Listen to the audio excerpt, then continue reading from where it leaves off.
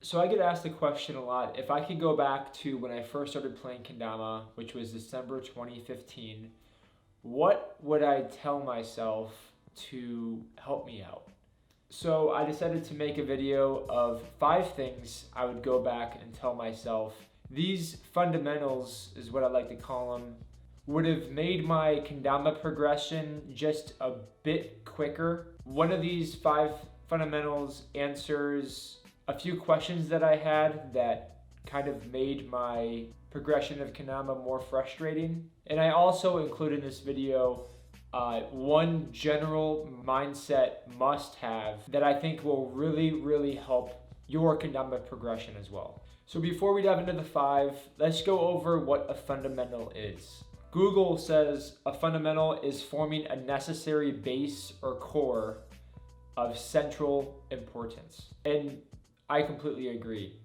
If we look at a sport like basketball, the best shooters have a very similar looking shot, like Klay Thompson or Steph Curry. They have extremely solid fundamentals. So if we went back to the early days of Steph Curry learning how to shoot a basketball, I'm sure his coach would be showing him tips on his form of his elbow or his wrist or his shoulders in alignment that might not have felt natural to him when he was learning it, but because he put in the work to learn the fundamentals and get a proper base and core, that turned him into one of the best shooters in the NBA. So a few of these things might not feel natural to you at first, but if you just put in the work and you keep reminding yourself to do these things, it's most definitely going to pay off in the long run. You know, kendama, we don't have established teaching system or an established course. So a lot of the pros today didn't know about any kendama form or kendama fundamentals. But if we looked at the best players today, we can see incredible similarities between how they play.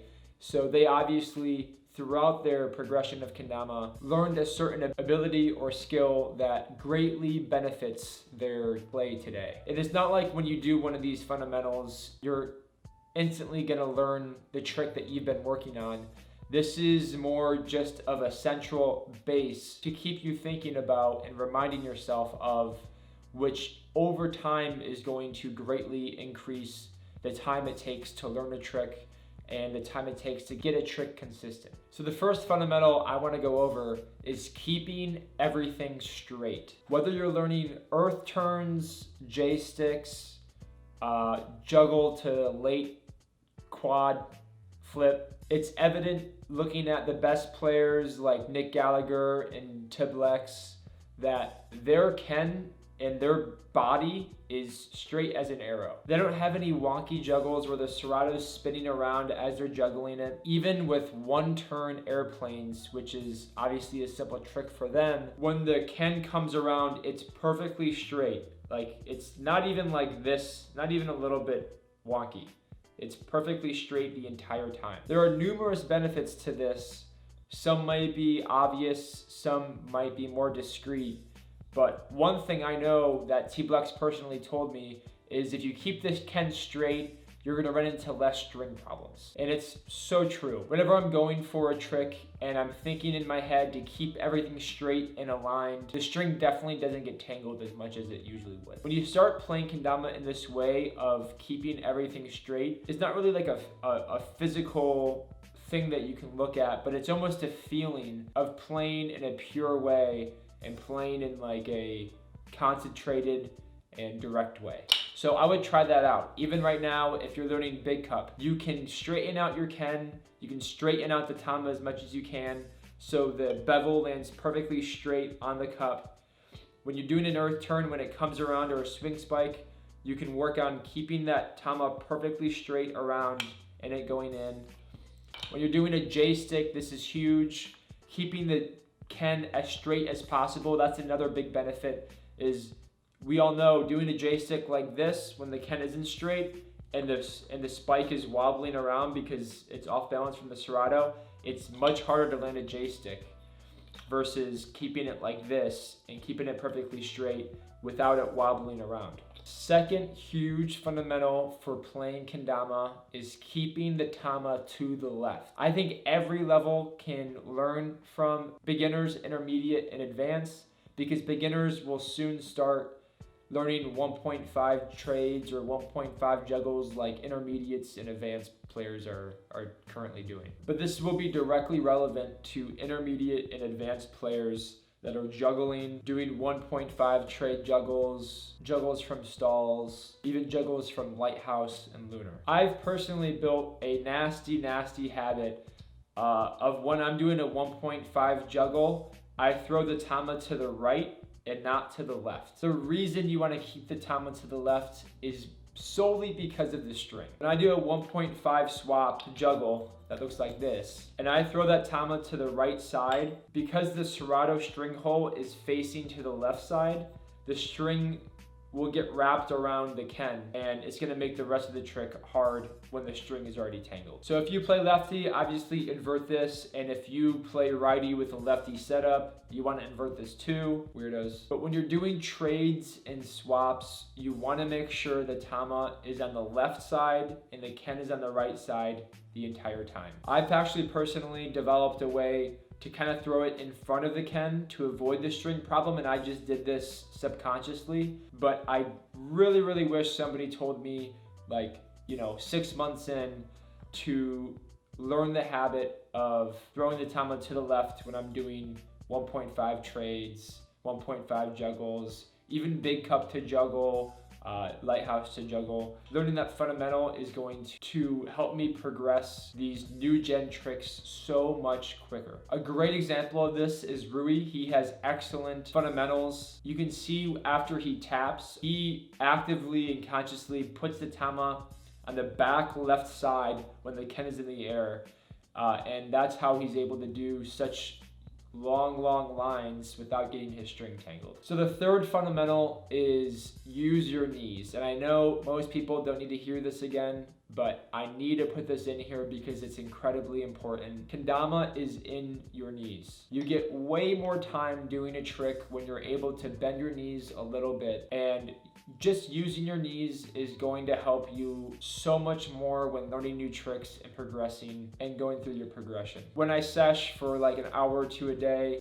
when I first get out there, it's hard for me to use my knees, so I'll do some squats. I know it sounds ridiculous, but I'll just kind of warm up my legs and remind me to bend my knees, or I'll even practice a trick that requires a lot of knees, just so during the session I'll be more apt to bend and get low. But this is a huge fundamental that you see in every pro player, especially on the freestyle stage. Looking at players like Bonds, Atron, or Wyatt Bray. I was just playing a game of Ken with Wyatt at the last event, and even playing Ken at 10 in the morning, he was getting so low to the ground. It's just built in his head to get low and to bend your knees, and he's obviously a top player in the world. Fourth fundamental, I wrote here, no touchy touch. When you're doing a lighthouse, you cannot touch the ken with either hand, unless you're doing like a specific trick. When you're on big cup and you want to spike it, you cannot touch the string with your other hand to move it out of the way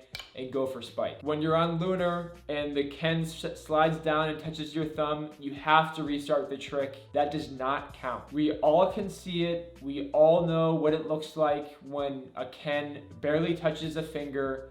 We all know it is not allowed, it's cheating, and it's not clean at all. You should only feel accomplishment on tricks that you land where you did not touch the string or the ken, of course, unless the trick specifically is designed to do that. It's a very slippery slope with letting your hand touch a tiny little bit and saying in your head and telling yourself that, oh, I would have landed this anyway, even though my thumb barely touched the serrato. Just don't do it at all. If it barely touches, restart the trick. That trick does not count. I know this feels more like a rule than a fundamental, but it really is a fundamental because people can have a bad base and core of touching the kendama, and then it becomes way harder to land a lighthouse without touching it with your wrist or your thumb or whatever. And if you have been touching it, it's not that big of a deal.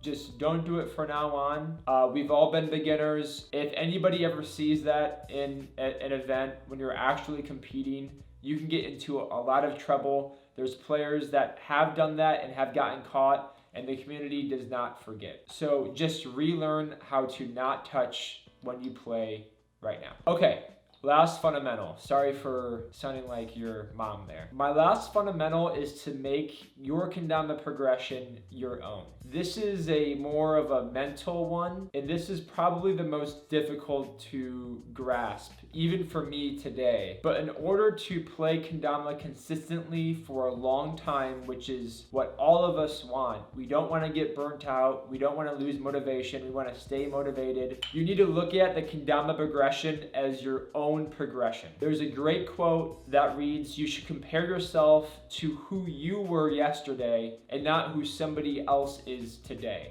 When I'm going for a new gen trick, I can easily look at Tiblex's feed or Nick Gallagher's edits and say that they can land this in literally 2 seconds. It's down pat for them. They have it consistent when I'm just trying to land it once. And that doesn't feel very good. And that definitely doesn't motivate me to learn the trick. But if I were to look at where I was yesterday, if I go back to my own feed on Instagram and look at my past tricks, or even if it's memories, it doesn't have to be Instagram, you feel a pure sense of accomplishment and progression when you go back to see your old self playing kendama and working on the trick that you now have consistent. And I'm gonna go off on a whim and say Nick and Tblex probably once in a while feel the same way. I know that sounds impossible to a lot of people. They're trying a new concept and they look at a player that has that concept mastered. They feel the same way. All you can do is improve your own game, improve yourself, and play for yourself. I know playing for yourself is kind of cliche and a bit vague because I, for one, love to post tricks that my friends and the community as a whole think are really cool. So in essence, I am playing for them. The more you can go into a session with the mindset of landing tricks that you personally would be impressed with and that isn't for this construct of a kendama, of a perfect kendama progression scale, the better off you will be. A wonderful example of this is the Lotus team member Franta Mars. He posts a ton of tricks and you can tell he just is playing for himself. He's not stressed about what people will think of the trick. I'm sure he does think about that, but when he goes into each session every day, he thinks of what tricks would be cool for him to land, what feels right, what does he want to do, and it completely pays off. He's on the top of the game for string tech in the current kendama community. All right, so that's the video. Those are 5 fundamentals that I wish I told myself when I first started playing kendama. I think this is going to benefit everybody, beginner, intermediate, advanced, pro level players. Let me know what you think in the comments below. Remember to subscribe to the channel. That's the one way to support me and these videos. But I'd love to hear in the comments some true, genuine reactions to this. What specifically resonated most with you? What else do you have to add? And why did it resonate with you? All right, that's it, guys. Thanks.